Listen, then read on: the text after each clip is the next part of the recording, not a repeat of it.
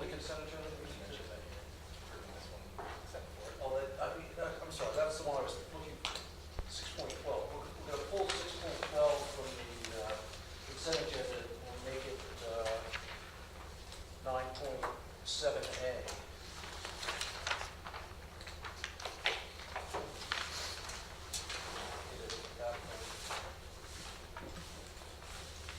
Any other changes to the consent agenda?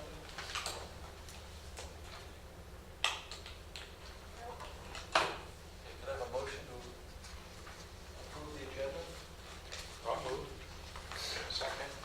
Okay, moved and second. All those in favor? Aye. All right, so move on to the first public hearing regarding the Education Protection Account Funding Plan.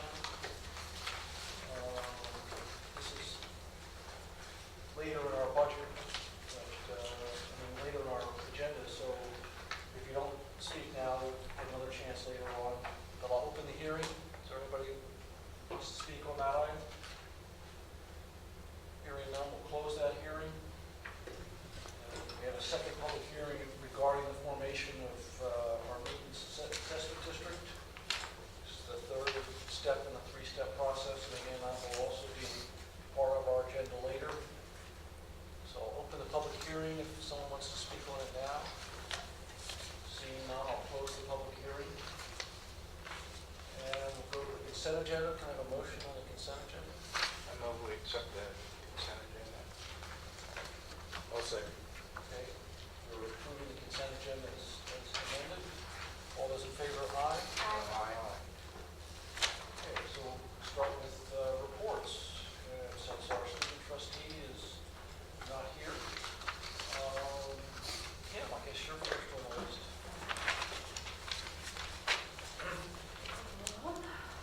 So we wrapped up the school year. We had a good end to the school year. The 6th, 7th, and 8th grade trips happened the last week in May and the first week in June, and they went very well. Seems good reports from everyone. They were well planned this year, and the students had a great time.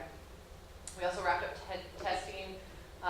We tried a new testing schedule this year, and it seemed to go pretty well.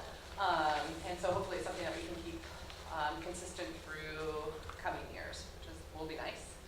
Our 2nd graders participated in swimming lessons again this year, and they participated in 10 sessions throughout May,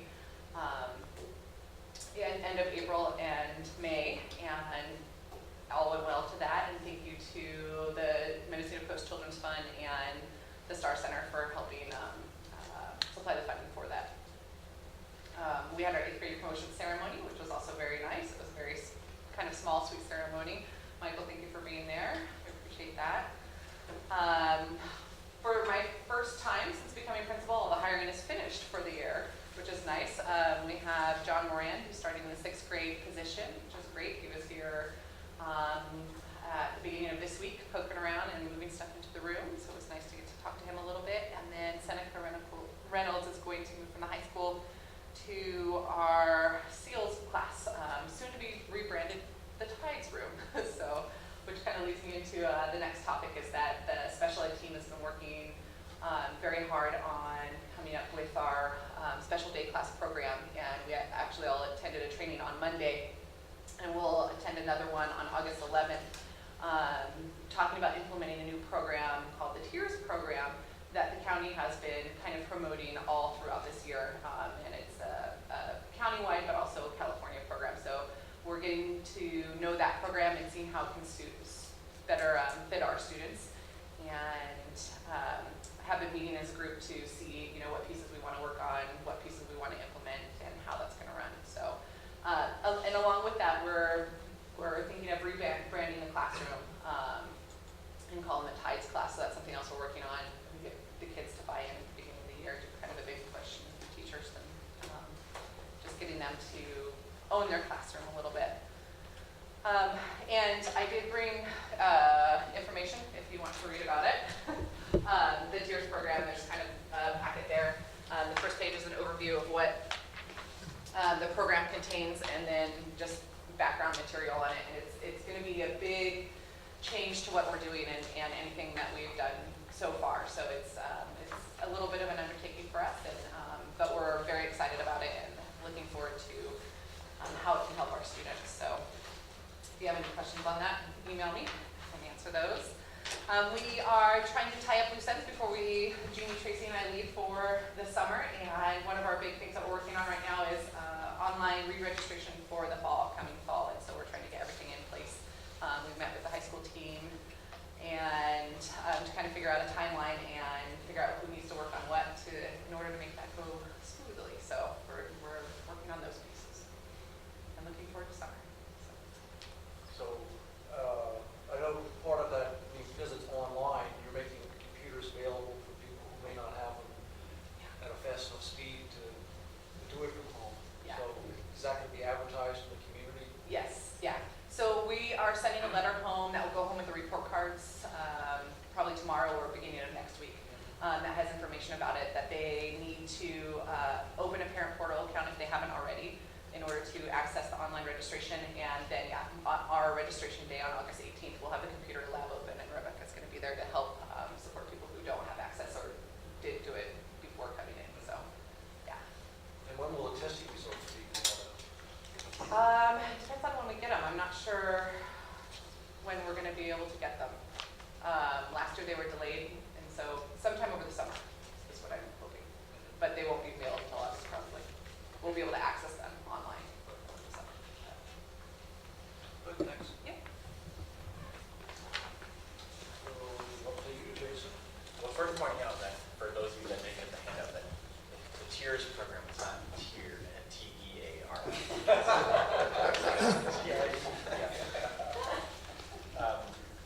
All right, well, graduation and promotions season is over. The community high school graduation was fantastic as usual. Thank you, Derek, and Kamala, and Emily, and Jim. It was great. And the high school graduation was, Doug Nutt had a very entertaining speech, keynote speech. And of course the promotion ceremony here was great as usual. Also, we had our year-end gathering, our district party, where we honored our retirees, and it was really nice to hear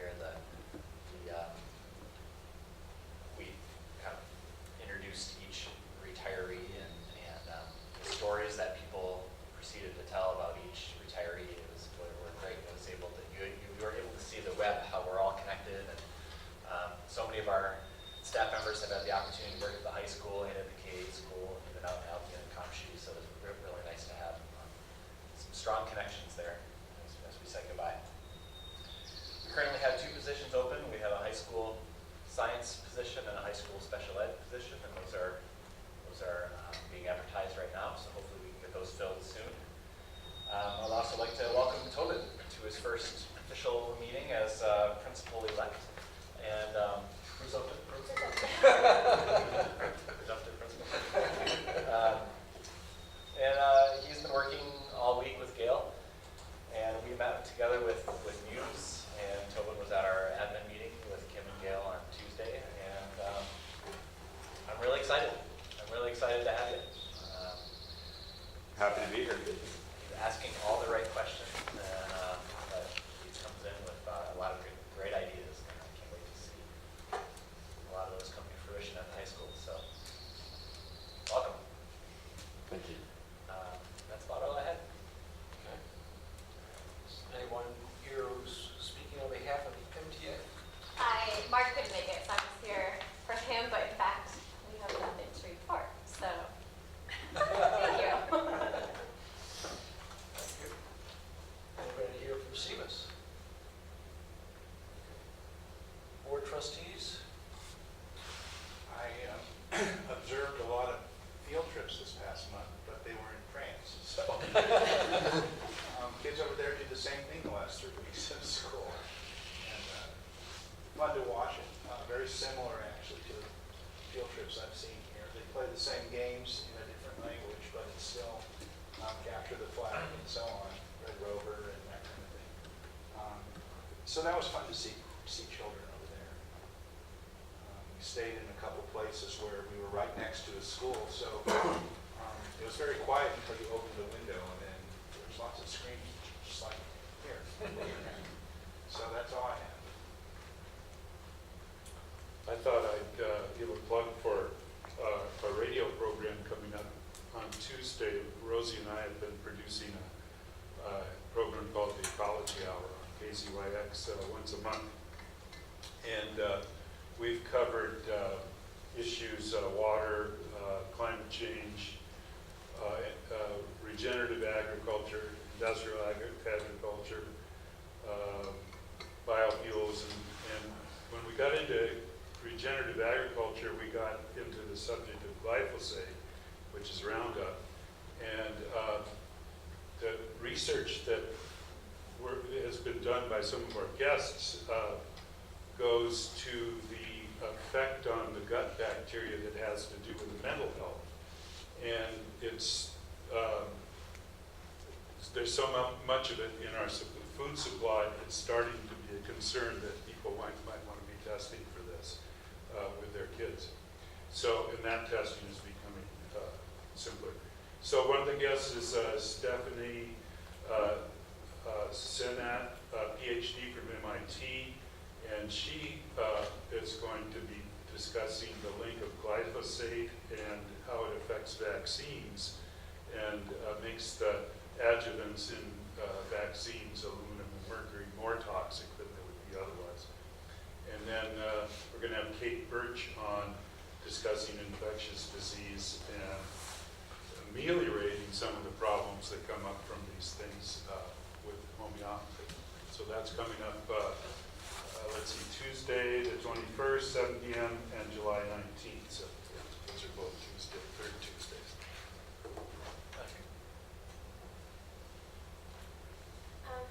I wanted to thank the Mendocino Sports Club.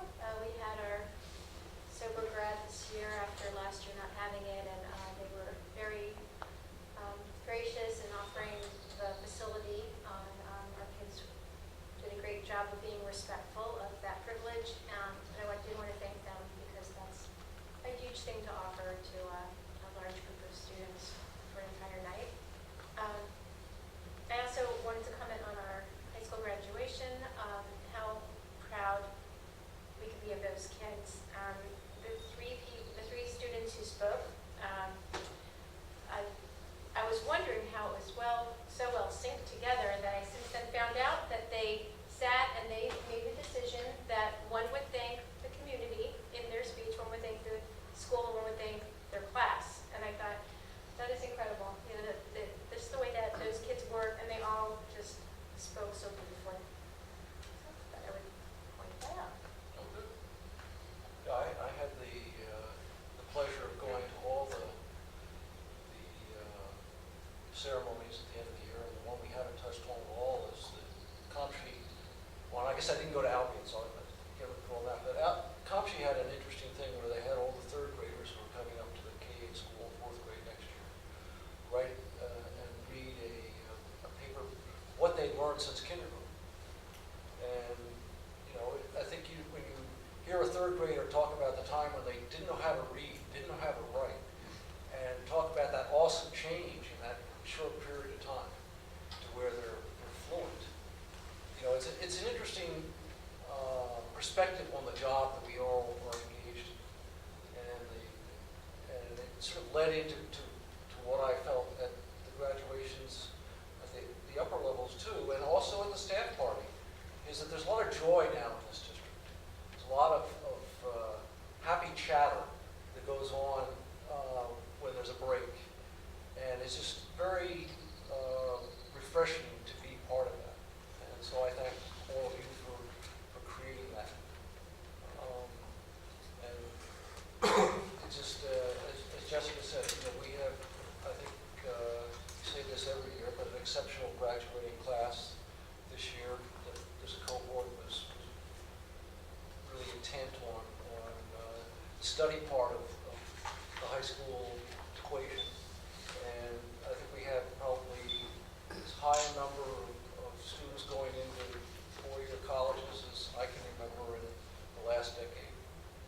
And, you know, others going into, you know, military training and other wonderful things too. So I think, you know, if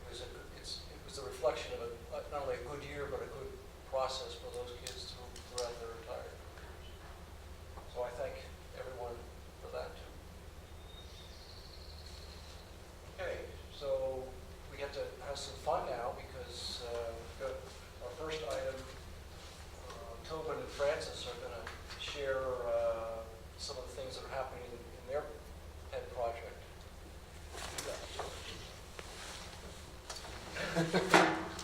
But maybe it's not July 1st yet, so maybe I can wear two hats. You think you're going to In that in-between phase of, I can play teacher a little bit as well. So, I don't remember exactly when we last reported, but basically it was the first semester of the program. We're just getting it kind of off the ground, and I think Jason came and watched the bridges be tested, and I think I told you about the wind turbine project where students tested different blade designs, and some even made windmills from scratch, and some even made the generator mechanism from scratch, from winding their own coils and everything. So the first semester wrapped up real solid. Second semester was more about robotics and programming. So students learned how to program in a couple different languages with different kits, and ultimately we got into robotics using the VEX kits, which are these. And this one right here is the robotics team robot that they took up to Shasta for the competition up there. So the nice thing about eLab is it's a space, it's also the class, the eLab class, but really remember when I told you at the last presentation that there's a lot of things that happen there. So there's Francis's electronics program, which continues to not only serve our students, but serve the community. There's Francis runs 2 days, Tuesday and Thursday after school, that happens out of there. Now it's a great space. There's all his community members in there, and the robotics club runs out of that room. So it's not just the period of a class, which we call eLab, but it's a happening, I'll just show you a few things. The website, you are welcome to. It's now very searchable on Google. I'll just show you a couple of the projects that you haven't seen yet. Not sure which ones. Let's click into a couple of these. Students kind of track all their progress on websites or in some form, so they'll show their ideation sketches, the progress of their building. This project here that they're working on, they had to lift a kilogram, a certain height, exactly 30 centimeters. They had to lift it, they had to move it horizontally, or articulate it 90 degrees. And it had to all happen autonomously, meaning they programmed the robots to do this. So you can see, they document their building process. They talk about, how it turned out. So here you can see one solution to that problem. And, each group had we'll just look through and see if we can find some more pictures. So you can see there they're building. And part of doing this was, they learned about gear ratios. You can see there's pulleys involved. They use sensors. So on this particular one, I don't know if there we go, right there. What happened was the pulley would pull the mass up, and it hits a sensor which tells it to stop. So they're really, it's a very rich project in terms of all the skills that they're learning. So that was a big part of the spring, was doing the robotics, and we finished the year off with a sort of open-ended project where they were to apply all the skills that they had learned. So we did the structural engineering, mechanical engineering, electrical. They learned about programming. They learned about design process, iteration.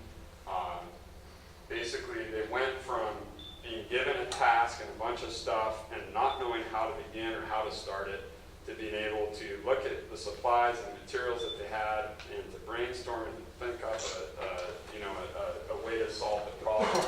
And over the course of the year, became very proficient at that process. So it's really fun to watch them start thinking like engineers, and I feel like that really evolved over the year.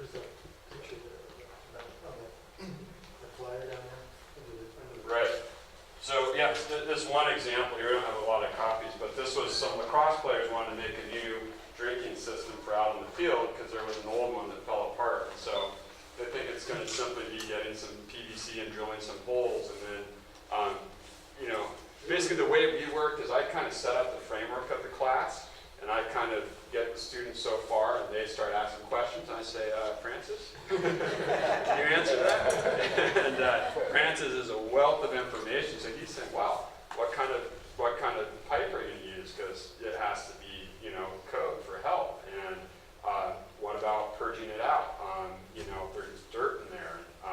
They were watching this engineering video, and it was talking about laminar flow. So then they're thinking about laminar flow of the water, because they have to be able to drink through the helmets. And so it's just all of a sudden, you take something real simple like a watering station for athletes on the field, and they're getting into health code things, or, you know, having to go to the hardware store and to understand what kind of valves are available and the cost of things, durability, can it be left in the sun or not? So all these projects were just very rich explorations for these students. The one thing about that one I thought was impressive is as they got more into the project, they started to think about more detailing things like, could we use it without taking our helmets and gloves off? So that involved another layer of design. It became quite Aesthetics, durability, functionality, these are things that, you know, over the course of the year, they became very adept at thinking in those terms. It was definitely an awesome year of ELAB.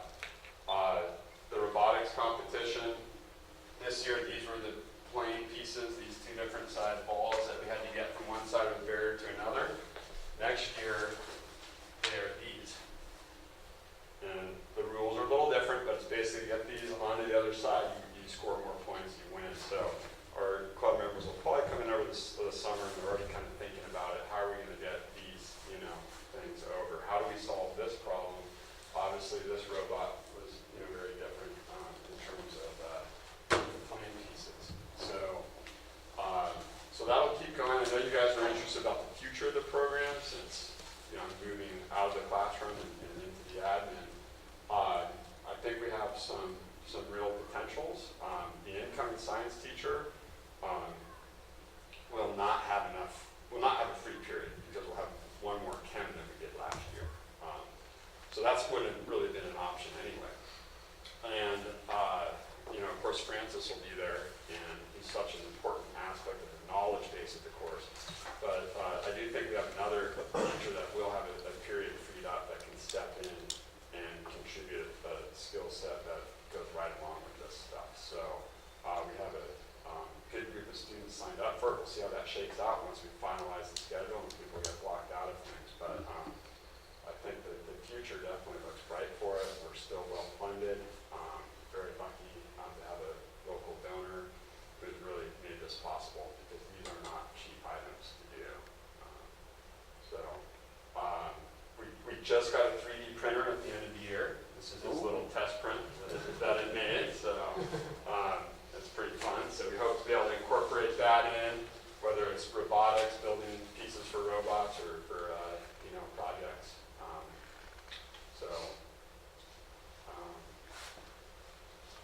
What size are you, Jason? You're large. Yeah. These are t-shirts for our club, just robotics. And it's a little bit of computer code on the back. It says, well, 1 equals 1, have fun. Well, you can guess, when does 1 equal 1? All the time, right? It's called a while. Yeah. Well, I don't know if we can do that officially. So. we won't call it that. Yeah, so I mean, it was a great experience. The students in there. I saw a huge amount of progress. Yeah. It totally became inventive, curious, you know, all the things that you want to encourage. This was like the perfect platform and stage for that. Yeah, they were super appreciative. It was fun. They'd applaud and stuff during class, you know, for each other and just for a good day or. Well, I think a lot of That was great. those students were on the lacrosse team. They were sports participants, Right. and there's a lot of room for that group energy in that. I mean, sometimes it gets a little intense, but it's constructive energy. And huge, really impressive progress. If you could walk into the lab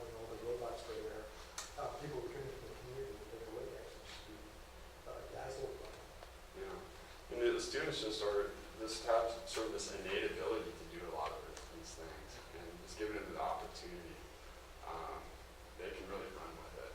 It's fun to watch. Did Phil and Miriam have a chance to come in and see the class in action?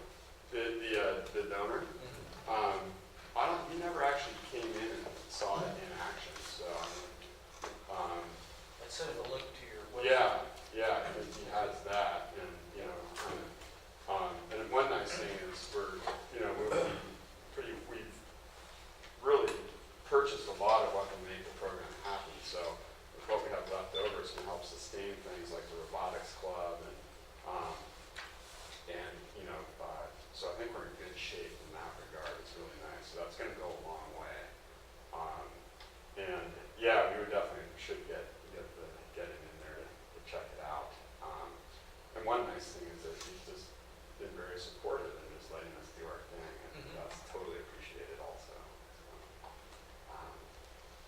Yeah, hopefully it'll continue on and change and morph and different projects and different approaches.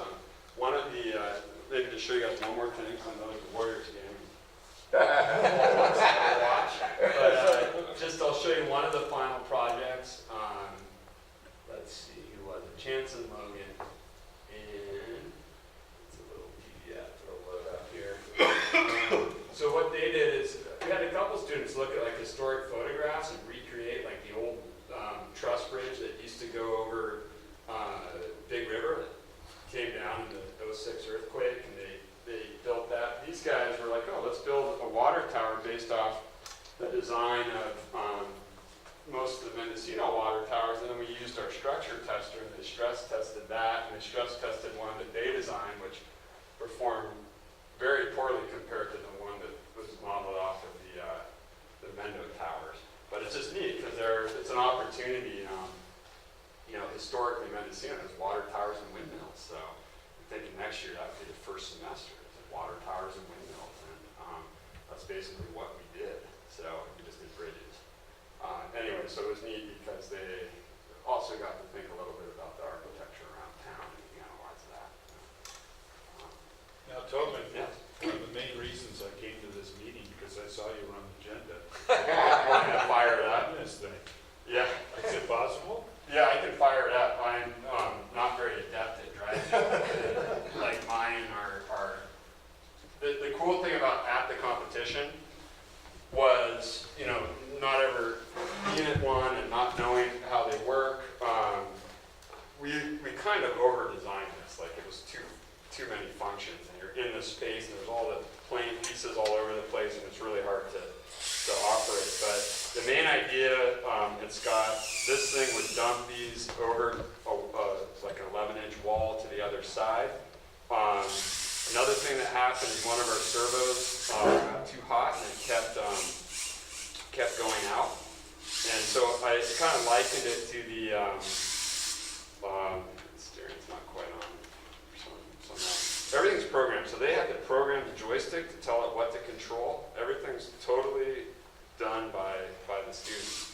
But it had technical issues, but Mayan figured out how to use it strategically based on what it had left, kind of like the Apollo 13. It's like, all right, how are we going to get home? How are we going to make the best of it? So it'll, it has like the ball, it'll fire the ball. And, I'm noticing right now that my left side steering is not functional, so I don't know if it's something popped out in transport or something, but so the competitions are neat because there's an autonomous period, so it's pre-programmed, and then there's a driver control period. So they have to do programming, it's all integrated. It's very rich competition, and what's great is they team up, they make alliances, so they're actually working with students from other schools and working together against other, and they switch, it's like a round robin and it goes into the final round. So they ended up being in an alliance that was they won the whole thing. But for us, I think the neat thing was they won the Create Award, which was just for their creativity of design, which is kind of what I think we kind of let them do. Instead of saying, hey, let's optimize it to make the most points, and they said, hey, let's not worry about that this time, have some fun. And for this competition, they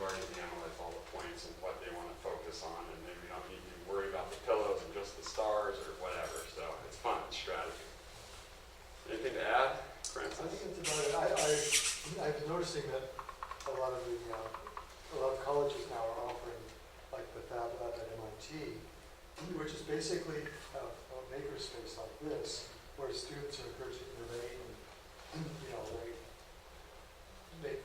sort of create their own curriculum around that. And I think that sort of spirit is happening here. So Stanford has one of those labs too. And I think it's a good direction to promote that kind of school. Yeah, I mean, there are freshmen in the class that they'd be in my science room looking at something, go, oh, let's check out the engineering of this thing, or how's this built? It's really got people thinking differently and not that way. Yes, it has its own little intelligence. So we've gone way over our 5 minutes, but we're having fun, and that's what happened. Well, thank you. Well, 2 years ago, a year and a half ago, 2 years ago, we learned of Phil and Marion's desire to donate to anything STEM related. I contacted our science department, and just to see where it's come was just so gratifying. It's exceeded my expectations. So thank you so much. Absolutely. We'll keep it going. Yeah, yeah. And when you get going next year on windmills, my brother and I put up 100 of those water pumps. Oh, yeah, the acromotor. Air motor. Air motors, yeah, designed for torque. That's what we looked at. We looked at the windswept area and all the, we did analysis. We looked at the blade area and it's, again, you can go as far as you want with this stuff. And Jason, thank you for, working with the community to bring in those types of donations that can really make a difference. So that's important. Thanks. The hardest part was clearing out that room. That was, yeah. Now it's filled up with a bunch of other stuff. Thanks so much for doing that. That's like huge for the kids. Yeah, we get to move on to another exciting thing that we've heard about before that we now get to see its current incarnation. And Derek is going to give us an update on the pump track. Yeah, I was, get this thing connected here and part of it. Hoping for a pump track t-shirt. We'll get you one next year, maybe.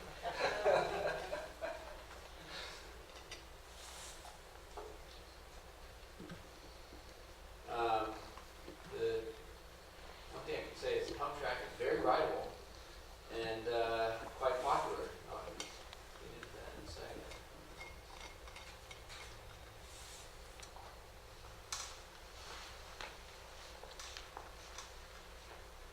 Is it not showing your display? Yeah. You're on the, Microsoft's got it. You have to duplicate it.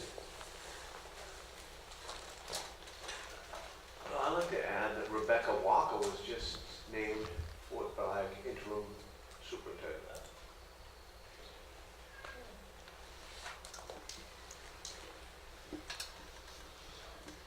Okay, so,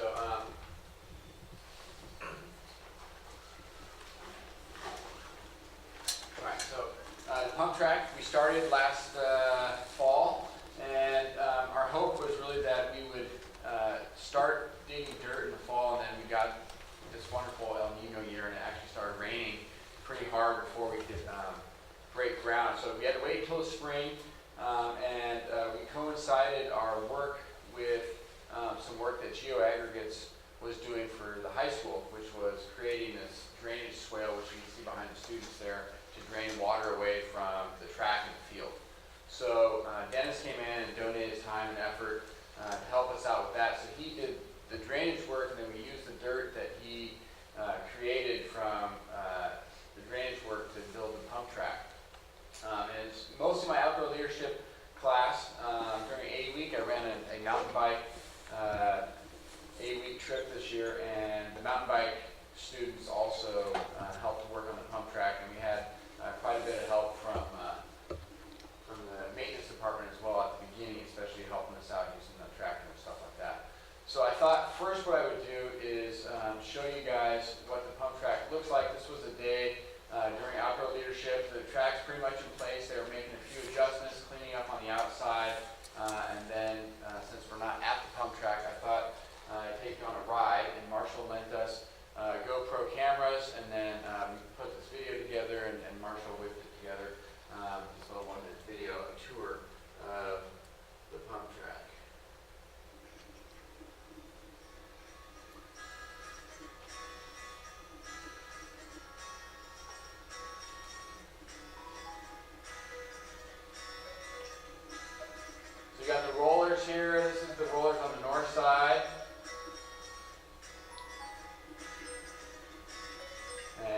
making the turns, and here we go, a little point of view ride here. Hope you don't get seasick.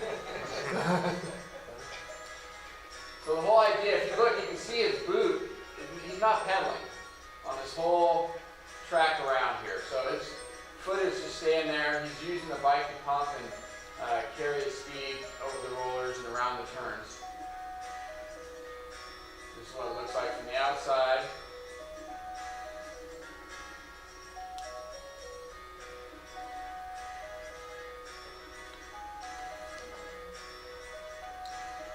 So one of the great things is it actually takes quite a bit of skill to be able to do what he's doing, and building up to the point where you can make multiple laps without pedaling takes quite a bit of practice.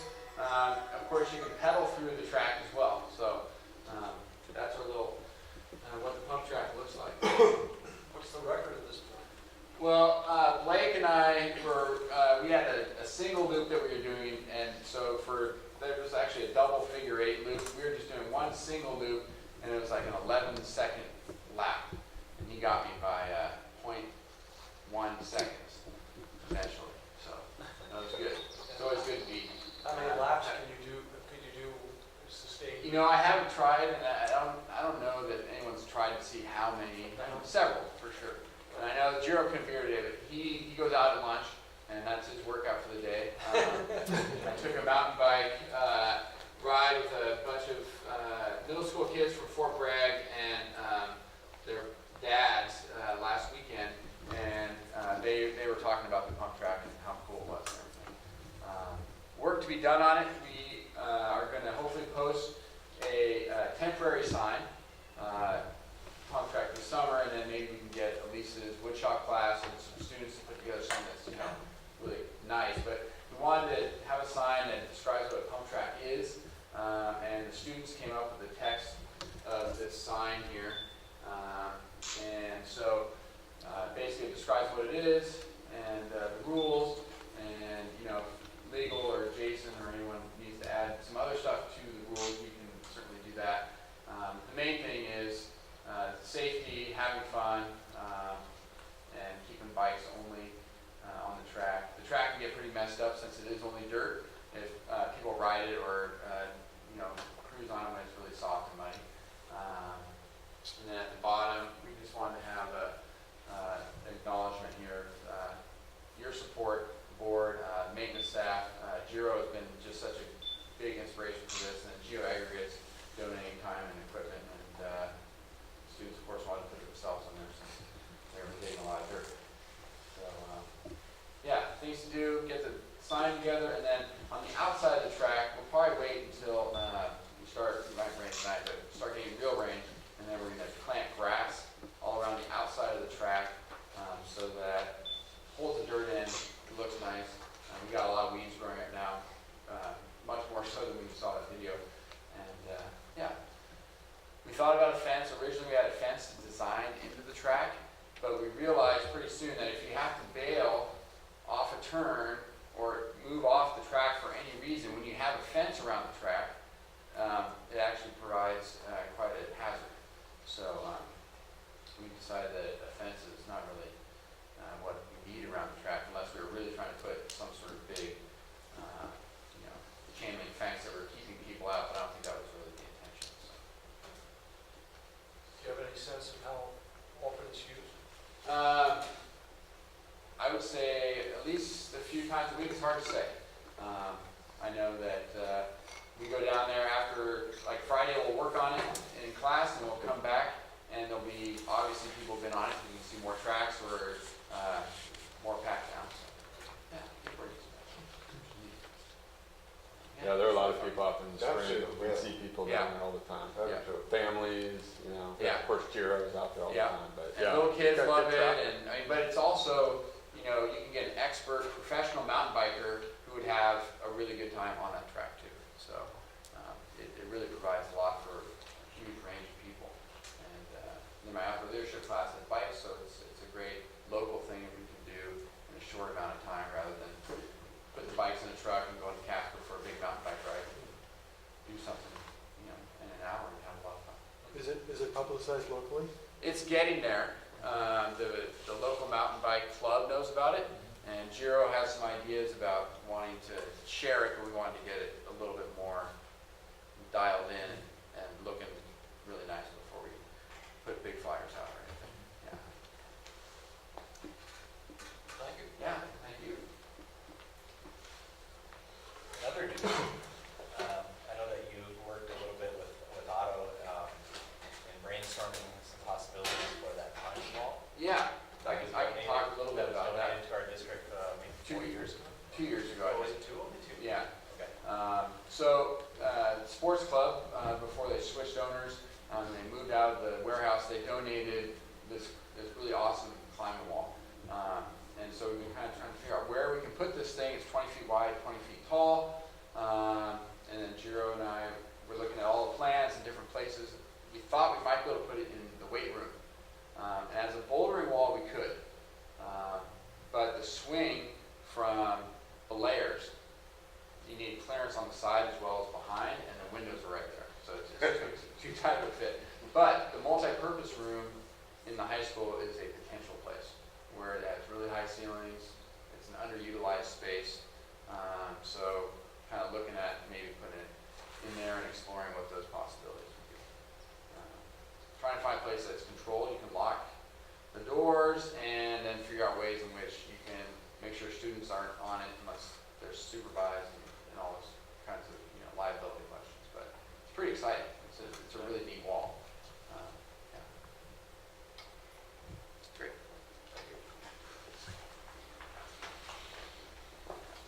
Well, our third exciting demonstration is going to be from Rebecca Bailey.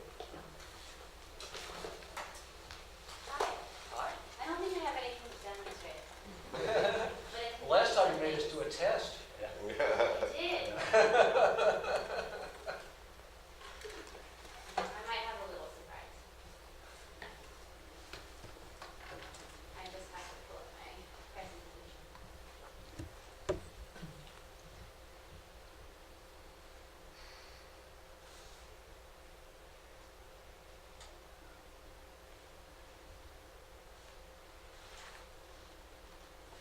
Okay, so I thought I would give you a little bit of information about what we've been focusing on this year and an idea about what we're going to look at next year. Computer science obviously has been a big thing. We have so many opportunities for students all the way through. Now at the high school we've got obviously the E-Lab, we have computer programming with SOFs. Second and third graders are able to, we're testing out a bit of programming using something called Codables, which is incredibly cute little fuzzy spinny things that roll around their computer screen. 4-5 are using something called Code Monkey, which they love and keep telling me they want to go work on it at home. And the 6th and 8th graders have the access to the Computer Science Elective, which Mimi and I have taught together for the last 2 years. This year it was HTML and CSS based, and it was really cool to see how much the students like writing things out line by line. I can show them the quickest way to do it, but they still want to do it the long way. There's a huge sense of satisfaction from doing it in that manner, which is fantastic. But the thing that I'm really trying to focus on specifically, K through 8th grade is the problem solving. Problem solving, as you probably guessed with Tobin and Francis' explanation of what they do in E-Lab, it's a huge part of the design process, and I'm trying to, set them up for success as they go on through the grade levels. It's really important for computer science, developing those computational thinking skills. So on here I have an example of one of the puzzles that I set for students this year. I'm not going to read through it because it's on the board. I do have a little piece of paper with the puzzle on here in case you want to figure it out yourself. This is a test. It's not a test, it's a puzzle. It's a puzzle. It's adapted from a pretty famous riddle, so we made it really quickly. It might take a few minutes, but I'm going to keep talking in the interest of saving some time. I do want to tell you that next year we have even more computer science opportunities. We are hoping to have a math and computer science program curriculum that we have got provisionally been approved for a $3,000 grant to set it up. So So we just have to work on dates and making sure that that's going to work for the training and such. So I'll keep you posted on that. At the high school, we have a new computer science class called Exploring Computer Science, which is kind of hooked to bridge the gap between middle school and what they're learning there and the higher level computer programming, and especially the AP computer programming that we're going to be introducing. Exploring Computer Science it incorporates a lot of different things that are related to computer science, including robotics, web design, how humans interact with computer technology. I'm really excited about the course. We also got a grant to develop, to participate in that curriculum and go through the training. It's something that was developed by LA Unified and really pushes diversity and getting students of all backgrounds and genders and everything else to get excited about computer science.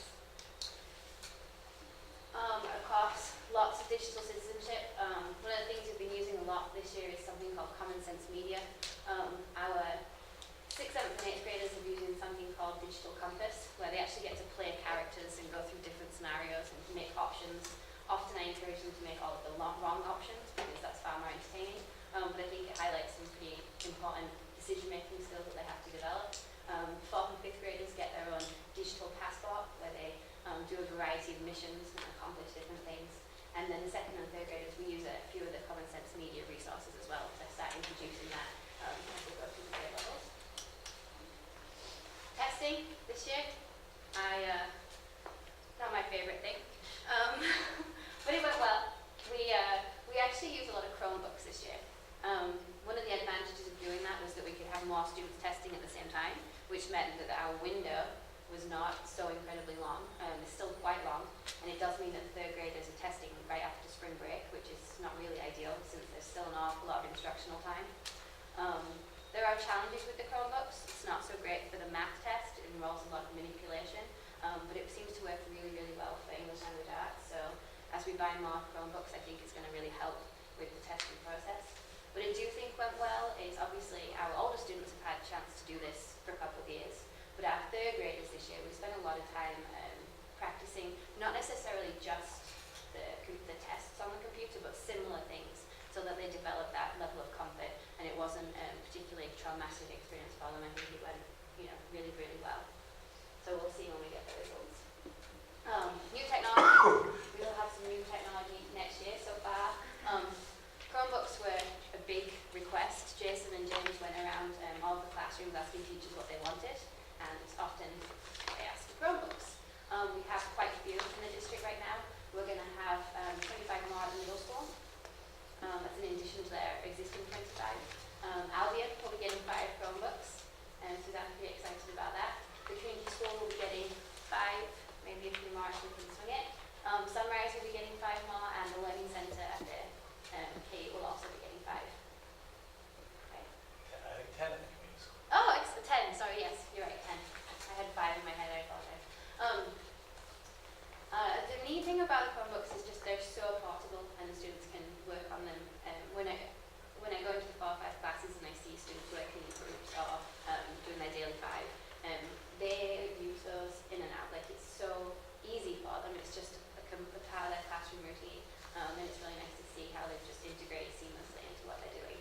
We have a few students in the Learning Centre that are really comfortable using technology, and they're much more willing to make revisions and edits and work on their spelling and their grammar when they're doing it on a screen, which isn't suitable for everyone, but for those that it does capture, it's fantastic.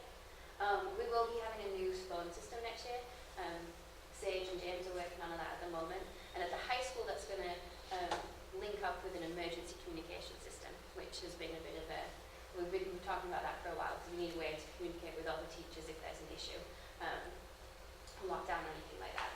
And then really exciting, the CT grant that we applied for this year, along with a bunch of technology for Marshall's program, will also give us Photoshop. And the way that Marshall's been able to set it up, it'll give us access to enough licenses for the K-8 as well, which will be great and really exciting for Mark's program, because he spends a lot of time in the labs in a couple of sections during the year working on Photoshop and giving our students a lot of really useful skills. Rebecca, is it the whole suite or just Photoshop? It's the whole suite. So it's video editing, audio editing, graphics and animation, coding, and 100 licenses at a pretty sweet rate too. So.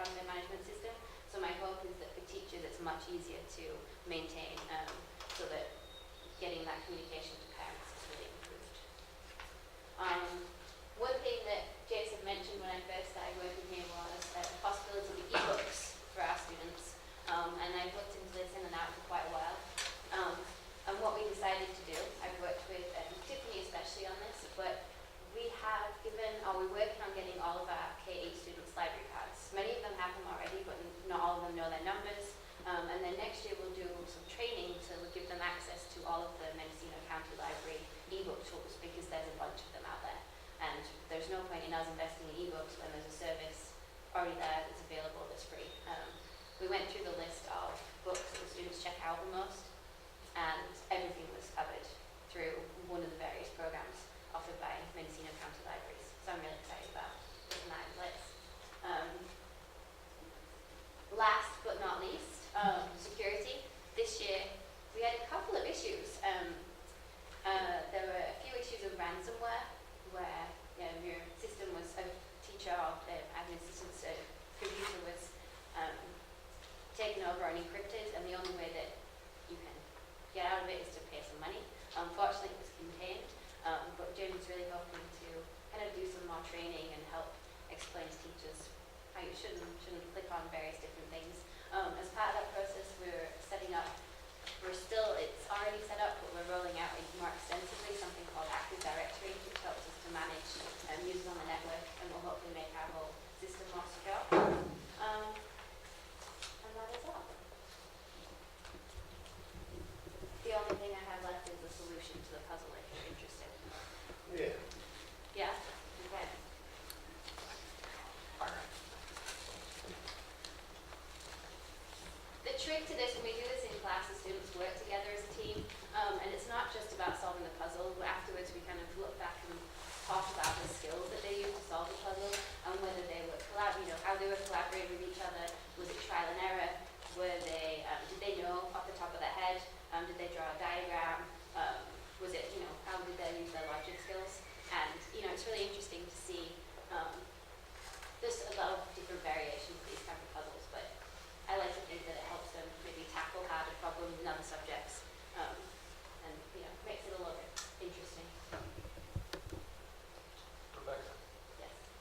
do we have a problem in the district between one group of kids who've got lots of access to these tools at home and another group that doesn't?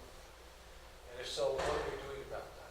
I think the biggest problem is access to the internet as opposed to just the tools. One of the ideas that we talked about at the high school is having a set of CHROMEBOOKS that are available to check out. Chromebook is only a couple of $100. We've also talked about one-to-one and doing that in the middle school so that they can if they want to keep it and use it in the high school, then they still have the access. It's something the tech committee talks about frequently. We know that there's going to be a lot of replacement needs in the near future for technology, so we've been kind of hesitant to go completely all out. A lot of students have cell phones and devices and things like that, and I like that, second through 5th grade, they're in the lab once or twice a week with me, that they can at least get those basic skills, and we can talk about digital citizenship and hopefully set them up so that they make the right choices when they do have access to a mobile device more, permanently. But it's always, a concern, and I think it's really important that we continue to look at ways to make sure that everybody has access. I know that Comcast and AT&T both offer discounted rates for, students with limited means. Mm-hmm. Do we know if there, such a thing you can get through any of the satellite providers for I that? don't believe so, but it could be something that we look into. I know when we send out our permission letter for signing up to Google App certification, that's all the Comcast information, getting a cheap laptop and everything else is on there. I don't know about the satellite service providers. I'm guessing not, but it's worth looking into. I just think that, as we become more digital, and, it's going to be a real divide between those people who have access to broadband and those who don't. And we have to be very careful about how we, assign homework, for example. Right. If it depends on something that you can't get at home and a kid is too embarrassed to even say that, you're setting yourself up for failure by kidding.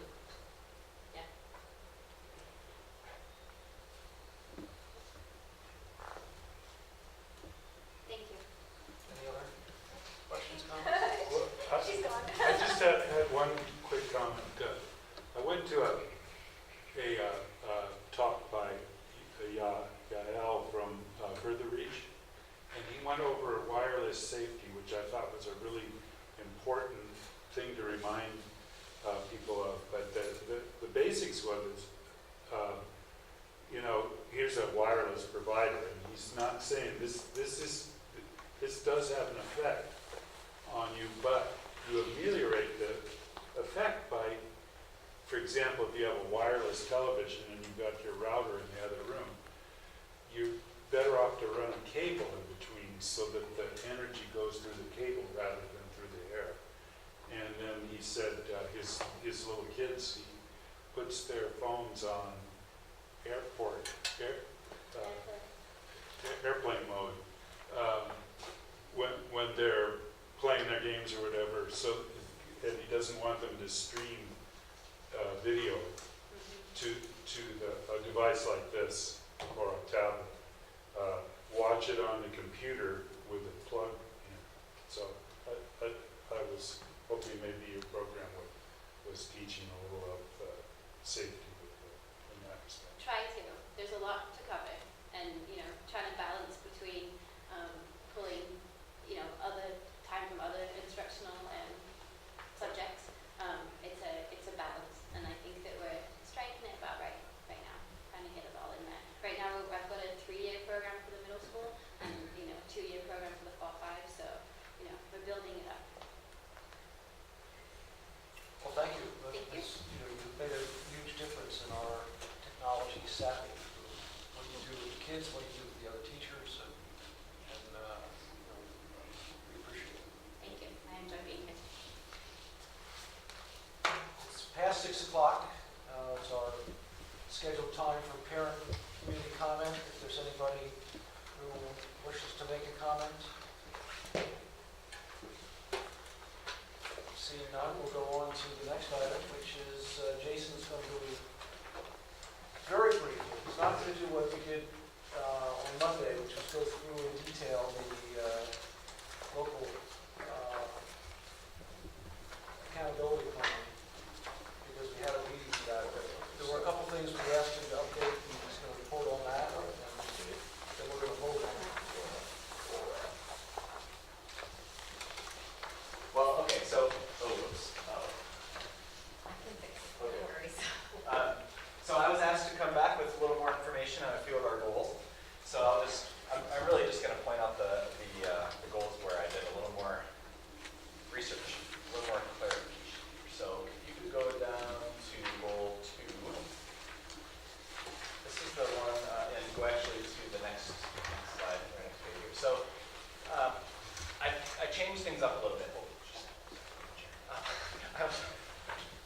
I came to the public hearing on Monday with K-8, ELA, and high school results for students who are economically disadvantaged, and then all. And then I came with the high school. So I decided to just, and I was asked to get state data. So I just now consolidated it all into MUSD, economically disadvantaged, because that's how it is at the state. So I figured I'd compare the state and Mendocino. So what you're looking at now is the English language arts results for 2015. The green is Mendocino, the red is the state, and these are now these are the economically disadvantaged right here. So the results in Mendocino actually are very close to the state results. And then for these are not economically disadvantaged. So now instead of including those in the all, they're now separated. So it gives us a much better information, and but you can see how similar we are. What it doesn't do, though, is diminish that achievement gap. Exactly. Right. And so as I get onto the strategic plan, hopefully we can talk about some ideas for that. All right. So let's go on to the math. Here are the math results, and we did a little better in math as far as our economically disadvantaged students in that regard. So this is much better information for us to track over the years. And I think one of the things, again, just to be clear, I mean, this is 40% of our student body, or the people in that category of economically disadvantaged. So if you have 40% of the student body achieving at a level that is significantly lower than what the rest of the student body is, I think as a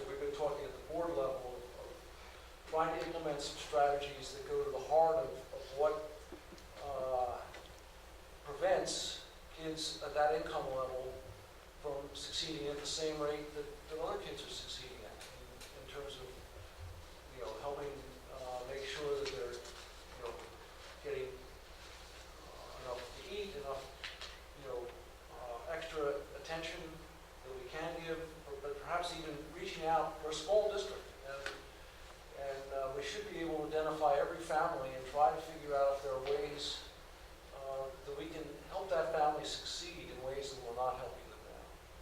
So, Yeah, we're going to focus one of our workshops on it in the fall, board workshops, but whether it's internet access, as we brought up, breakfast, snacks,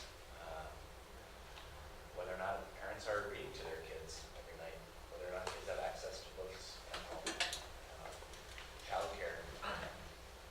So, yeah, good discussions. Come up with some great ideas. All right, so then the next one I'd like to point out, and some homework on, is on Goal 5. Go to Goal 5 and go to the table in Goal 5. And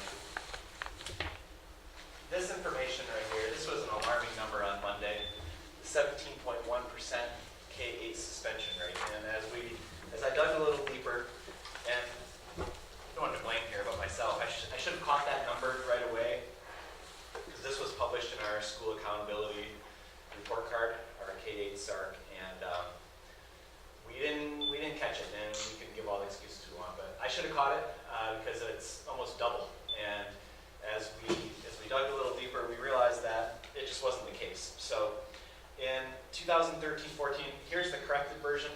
So in 2013-14, we had 26 students receive at least one school suspension. In 2014-15, we had 25 students receive one school suspension, and then we were able to get the data already now for this year, and there's 29. So then I added incidents. There were 43 incidents that resulted in a suspension. In 2014-15, 63. Now that number is going up, and that's something that we should be aware of and we should look at.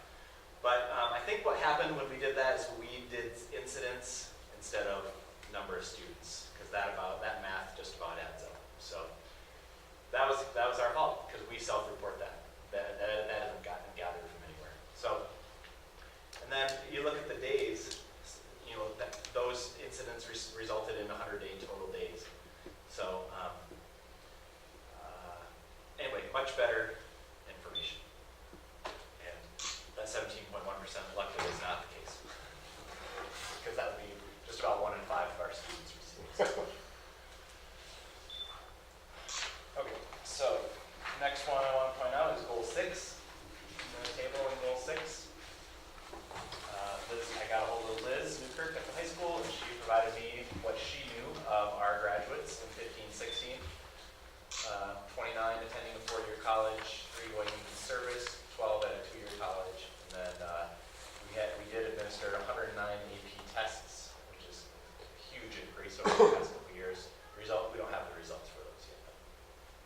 And the other rates aren't available yet. So I think what I'll do in the future is wait until the last possible second to create this, or to provide this information. The county wants it early because they want to review it all before the public hearing, but then I'll try to go in and update it, because that information will be very relevant for our public hearing.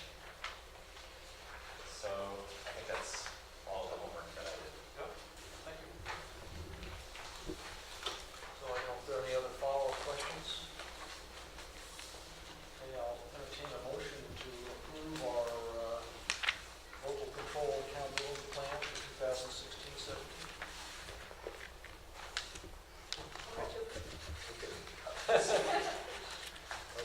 Second, it's been moved and seconded that we approve our LCAP. All those in favor?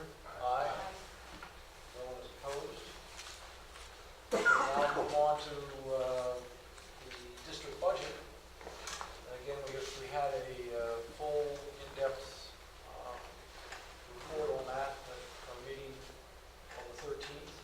And I don't think you had any homework.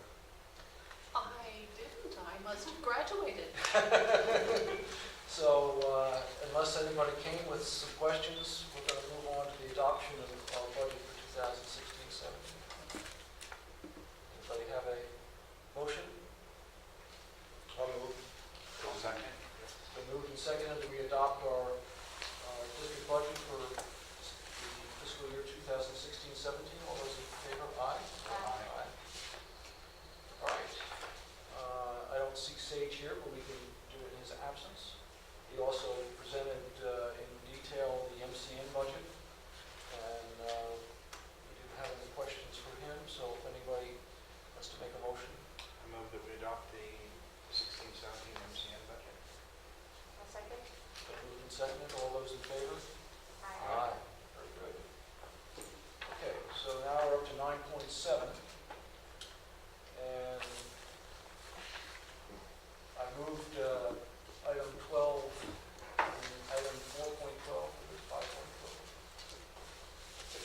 6.12 to this 6.12. What we're moving on the consent agenda is approvals of changes to the MTA contract. And looking them over today, there were still questions about one particular section, 5.3, which is the leave for both people who are pregnant and spouses of people who are pregnant. And there were some ambiguities that we'd still like to work on. So what I'm going to suggest is that we approve everything but that one section, and then go back and meet with the MTA negotiators on that one section. So I see a nod from Mimi, so anybody want to make a motion to that regard to approve? So the motion would be to approve the agreement Yeah, without without 5.3. So I'll second. All those in favor? Aye. Okay. So 9.7 is the approval of the disclosure of the collective bargaining unit agreement for the MTA. And this is a thing that we have to submit to the county that indicates the financial cost of the changes made in the agreement. And because we are in the second year of a 3-year wage agreement, the agreements in this thing are mostly regarding Schedule A, which were the stipend positions, and a few other minor changes that have financial effect. And so the analysis is that the cost to the district for the changes incorporated in the contract are $18,000 over a 3-year period. And that's a form that we then submit to the county, and they double check us. So, does anybody want to talk about that? No? Does someone want to make a motion to approve this disclosure? I'll make a motion to approve. Second. Second? Okay. It's been moved and seconded. All those in favor? Aye. Okay, our next item is 9.8. Approval of resolution 2016-10. And you want to give us a little background on this, please? Sure. So the Mendocino K-8 Youth Project is an organization where we used to contract with them to have a youth project worker in our high school 1 day a week, just to offer more mental health services to our students. And the organization's funding structure has changed in a way that now they have a JPA that they're really encouraging most school districts to participate in the county, because with strength in numbers comes more opportunities to receive grants. And so in order to really have access to an MFT or a youth project worker coming into our schools, in order to have access to one of those, we need to be a part of the JPA.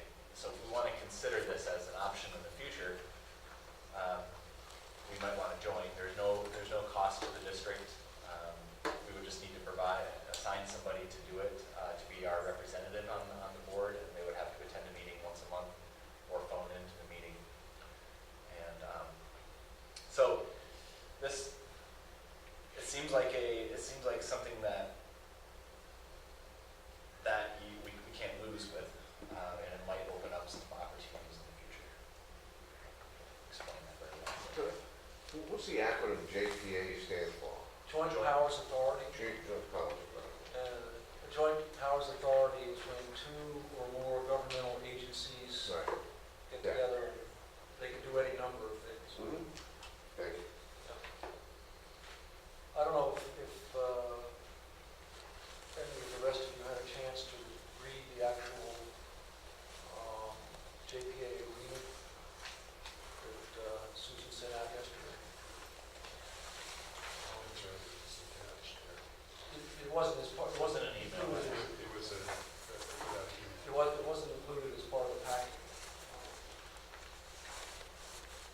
I had some questions in regard to the changes in the structure, and so I asked Jason to get some answers, and he did. And I think that I'm still, concerned about joining something where we don't, necessarily think that we'll use it. I just don't know whether that makes sense to me. Yeah. Vast majority of their programs are out of Ukiah. They offer some interesting things. They have a clothing shop that teenagers can go in and get free clothes, which I think is a great thing to have, but I don't see our kids going over to Ukiah to avail themselves of it. I think, they have a drop-in center in Ukiah and also one in Fort Bragg. But again, it's not something I think that our students would necessarily participate in. On the other hand, I know they have a new executive director who has come on board, and all this impetus with the new JPA agreement is under her auspices, that she's trying to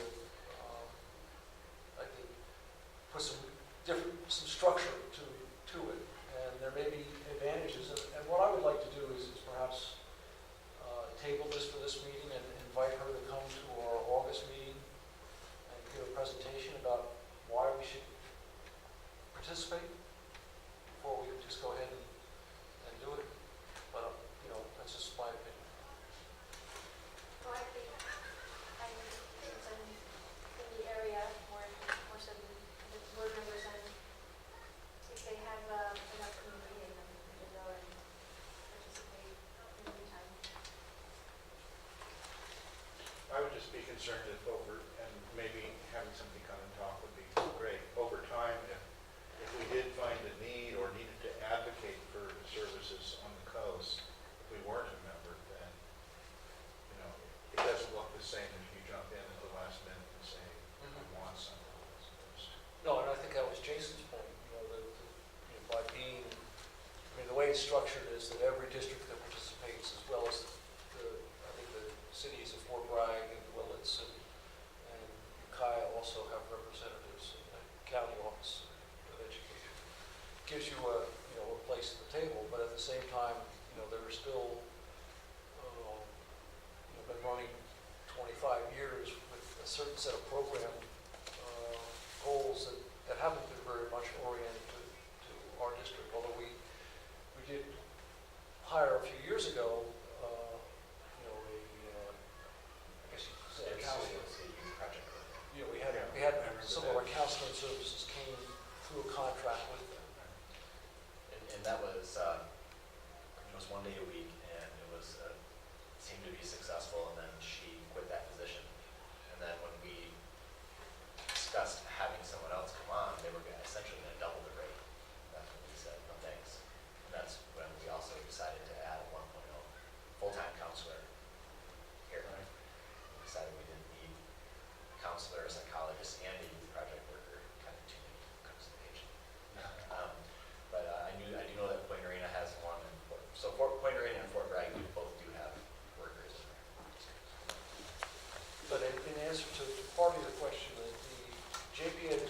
take effect until September. So I don't, we would still, if we decided to go on board in August, we'd still, I think, be on the ground floor. Is there a fiscal aspect, in other words, a cost? I think the way Jason described it, I mean, you know, at this point, the youth project has a little over a $2 million budget. It comes from a variety of sources: grant funding, federal funding, district funding. But we would only be obligated to pay for something if we received a service. Just as you were discussing. Right. Right. But it doesn't seem to be a huge downside.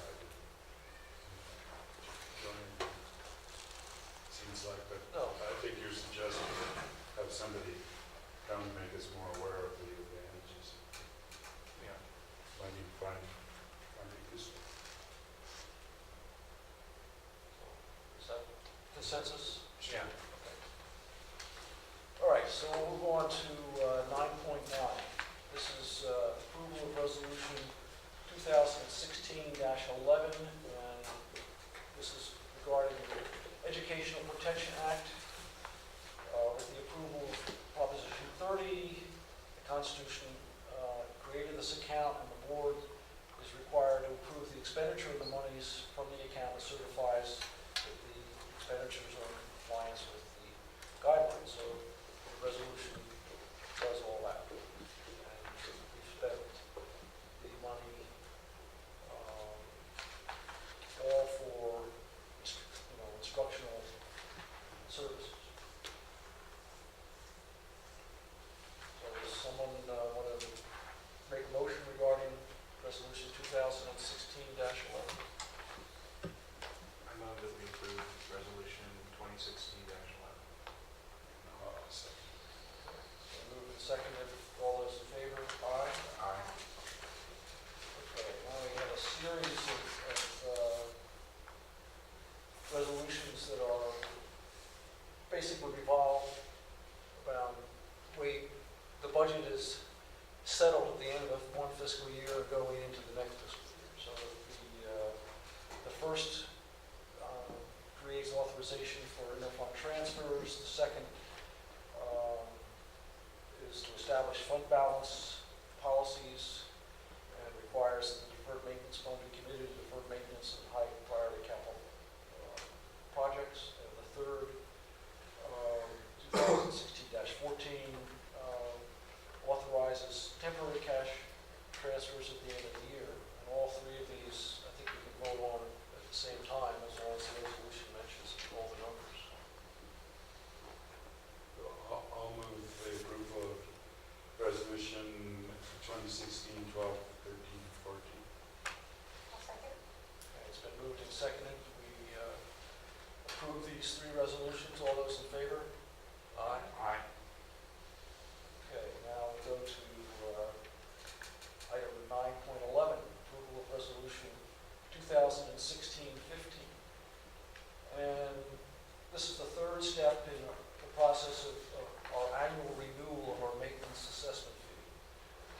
We have a parcel tax that every property with an improvement in the district pays $30 that goes toward our maintenance of facilities, and we return the favor to the community by making our facilities available for public use. And this has a lot of legalese in it, but basically it is the last step in the process. And it's required to continue the implementation of these. I'll make the motion to approve the maintenance assessment district resolution 16-15. Second. Second. Okay, so it's been moved and seconded. All those in favor? Aye. Let's see, the next item is another piece of end-of-the-year paperwork.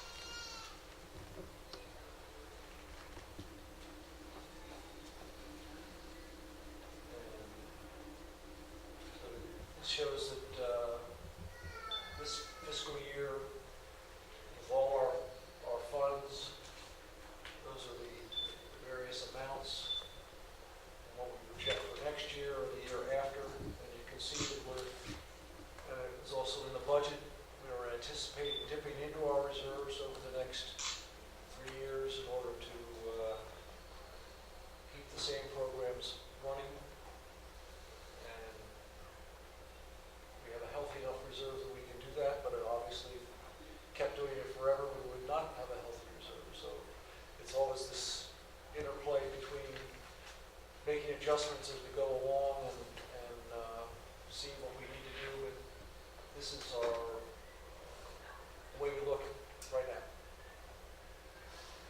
So I need a motion to approve this disclosure. Second. Moved and seconded to approve the disclosure. All those in favor? Aye. Can I just ask a question? Is that reserve the same as the economic uncertainty? Now, you see the second line, where it says minimum reserve requirement? That's what we're 4%? talking about. That's the minimum that a school district of our size, it varies by the size of the district, what the percentage is. And that's what that is. The other parts are reserves that are, Oh, there it is, reserve for economic uncertainty. yeah, So that's different. right. Well, that's the same. The one number that you don't see all the time is the fourth line down, which is a special reserve fund ending balance. You know, when we first went into the LCFF formula, and we received money in the amount of $820-something thousand, so we put in a reserve fund to cushion against potential things like losing district of choice, or them taking the money back, or any number of things that the state could potentially do. So that one doesn't appear in the budget, for example, because it's in Fund 17. Yes. And but it is required in this form to be publicly disclosed. So, I just got a question, I'm not good at math, believe me, and I'm blaming, I didn't go to Mendo, so. right. But if I'm just looking here, in 2015-16, the minimum reserve requirement was 335, 347, but down it says reserve for economic is 335, so we're $347 above the minimum reserve requirement. The minimum, I mean, we're 347 below, right? The reserve should be we have 335, 347 Well, I see what you're saying. You're looking at the in the My first guess is column. that it's just rounded, it's not, right? Yeah, when, we have to put the reserve for economic uncertainties into the state software by hand, and I usually round it to. Okay, so it's under 1,000. 50, all right, okay, just that. yeah. Picky, picky. Okay, so we'll now move on to item 9.13, which is the update on the district's strategic plan. Oh, boy. I'm going through this. I like it. All right. So just like in years past, it's color-coded.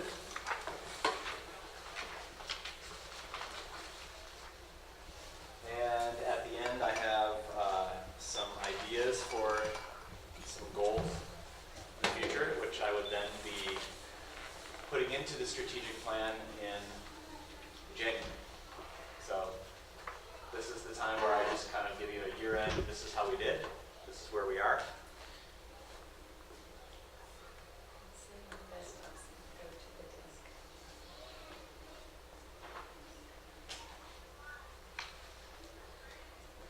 Well, you all have copies, so I can just start. You know what?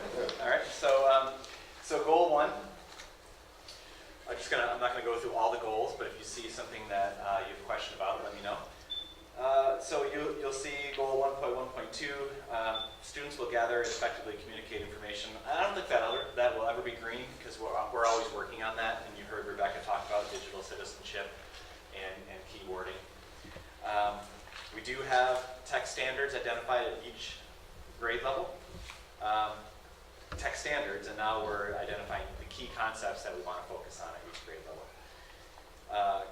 All students do have access to laptops and or tablets in the classroom, and we are planning on at least 50 new Chromebooks for 16-17. We heard about the eLab as far as the more computer and technology classes. We are offering more of those next year. And then I'm very excited about 1.1.7, and that is the opportunity for students to have access to ebooks, and especially if it's free. Can't beat that. All right, next page. We are getting a lot of professional development, teaching opportunities through Rebecca. And through online registration, parents will need to create a parent portal account, so that will encourage more use of the parent portal. That means we also then need to train our parents. We're going to do that in the fall. Very excited about the website. I can't stand our website, so hopefully that makes at least one person happy. We get a new one. And our listservs are being used very, very frequently, and most of our parents are signed up on parent listservs. And another exciting thing is that we have our high school computer lab open 2 to 3 days a week after school for really anyone to come and use, whether that be parents, but mostly students can use them. So, any questions on goal 1? It's a goal where we've made a lot of progress since 2013. All right, goal 2, adequately prepared for college and career. We are offering more advanced placement, not more, but also a variety of AP courses, and I saw Rebecca mention AP computer programming. eLab has been wonderful, and horticulture plan for 16-17. And what is it? So maybe Toby can help me. We do have 2 courses again offered through Mendo College next year. First is public speaking. We're going to have a public speaking course, and then I got it, cultural anthropology. Right. Okay. So. And students will be required to commit to the whole year. Yeah. Right. So excited about that, because that was one of the things that was in our community-wide survey back in 2013, 12-13 is public speaking opportunities. So excited to have that as part of the program. So moving on to the next page, in goal 2. This is something that we might want to change in the future unless we act on it. Spanish, it's still kind of a dream to have it in K-5, so it kind of helps to leave it on there, leave it on the radar. We haven't been able to get that going in grades K-5. And then the final 4 goals have to be, or have to do with the high school. And I did form a Mendocino High School planning committee where we have been discussing program at the high school, possibility of moving 8th graders to the high school, how are we going to ease the transition from 8th grade to 9th grade, and also the potential modernization of the high school, which I would like to put in as a goal in the future as well.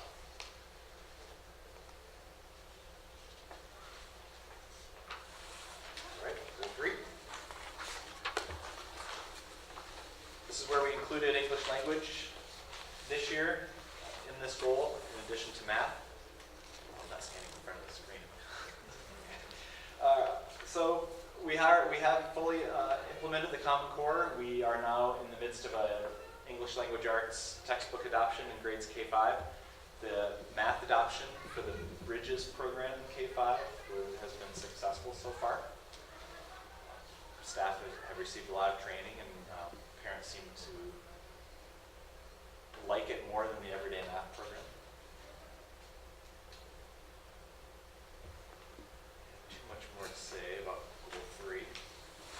First page. Moving on to the next page. We have been able to offer more support and advisory or tutorial opportunities at the high school, after-school clubs. We have tutoring clubs after school, so that's been great. And also, we added a remedial math class and English language arts class at the high school.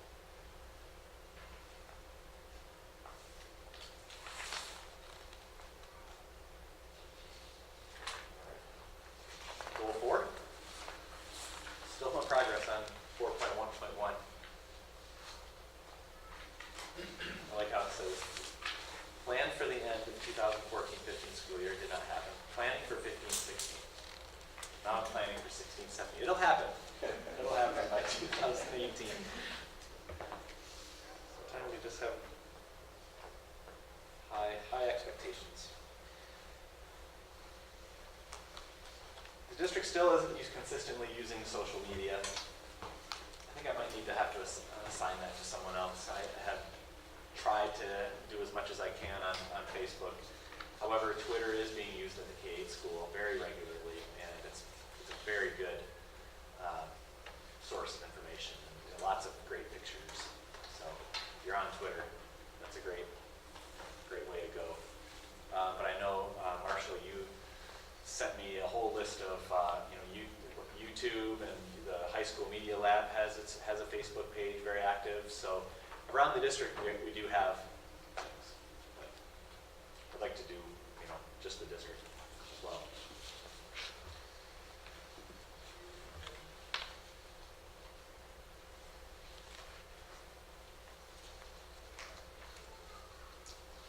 Tobin, I think you had some ideas for having a more robust career center at the high school. Can we talk about that?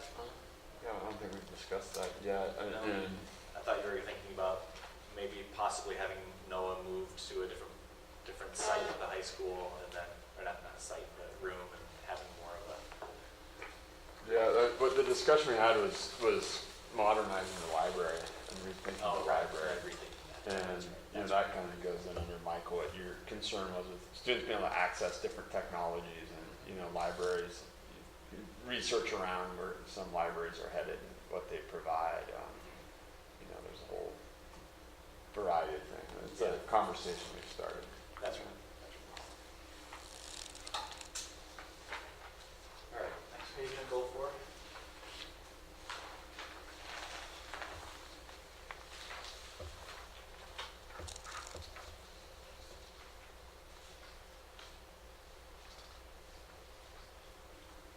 Positive media coverage, community involvement. I think it's become clear that the most let's see, the most fast-acting media source is right here. And I think I need to start in making you more aware of events in the school district. Well, I'm calling it something, Yeah. Right. But take advantage of that. I'm getting scores. I'm sorry, I'll turn this down. All right, and then goal 5, increasing elective opportunities, computer science courses. Excited about we weren't able to hire a full-time band teacher, but we were able to add a music production class at the high school, and that was pretty exciting to see the band club perform at graduation. Yeah, exactly. So there are some things happening in the district musically. Yeah.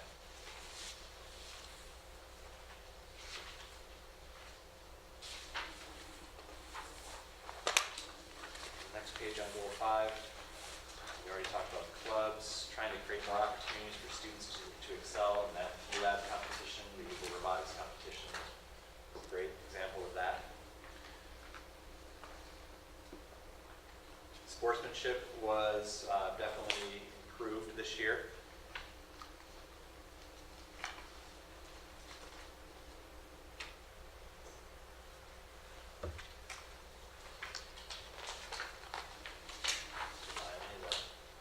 Last page. Our RTI programs, still trying to find out or evaluate our programs. We are doing that, trying to determine what tools we want to use to make sure that we are not, that no child falls through the cracks in grades K through 2, so we can intervene early. So then on the last page, I have just some ideas for how we can change this strategic plan. It's a very fluid document, it changes every year. I'd like to add something in there about the modernization of the high school, work around that, what we'd like to see. Going back into our discussion earlier, better connection with families in need, just those basic services, basic needs, and the possibility of looking at a position, at a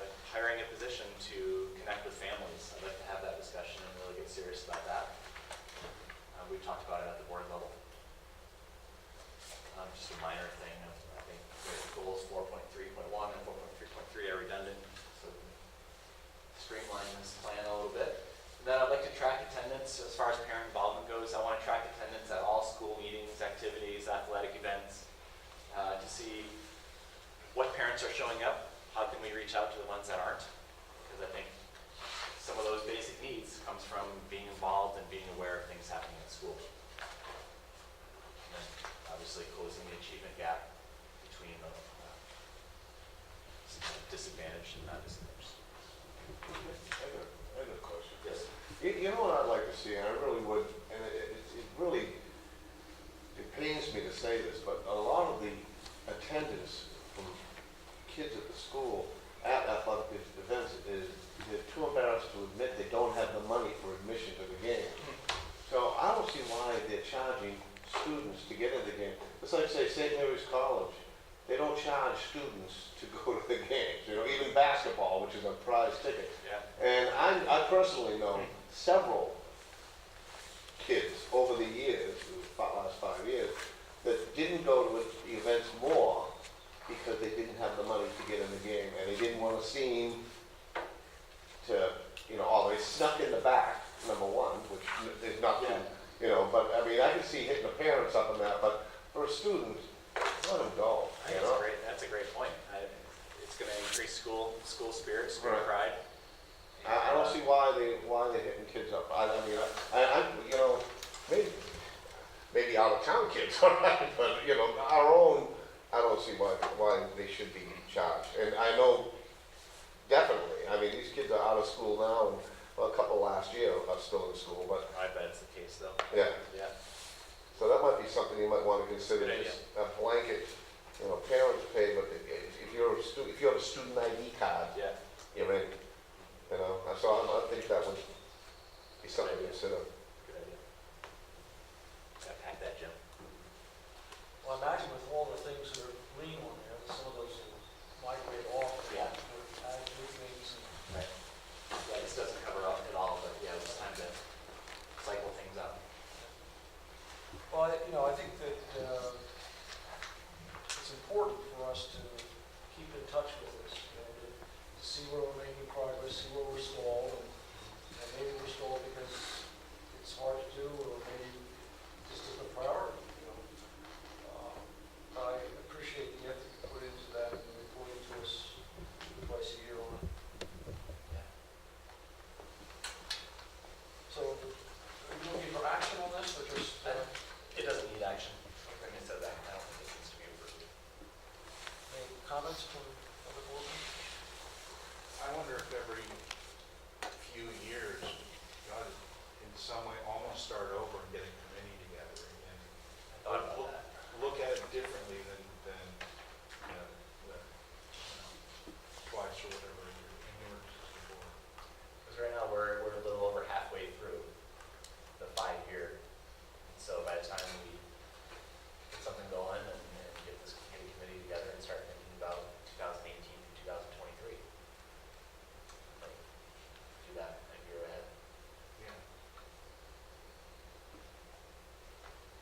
Okay, so we'll move up to item 9.14, which is our mathematic instruction policy. Basically outlining how we determine what math class someone will be in, especially at the high school level, and various appeal processes involved if a student or a family feel that they're not being given the opportunities that they want. And I know this was a matter that the policy committee talked about, so if you want to lead a discussion on what we're going to be voting on. I think that we have reviewed it. Okay. Yeah, this was presented in May as a first reading, and Mark stood up and said he had a concern with the language that was put into the policy that included teacher discretion and our teacher recommendation as one of the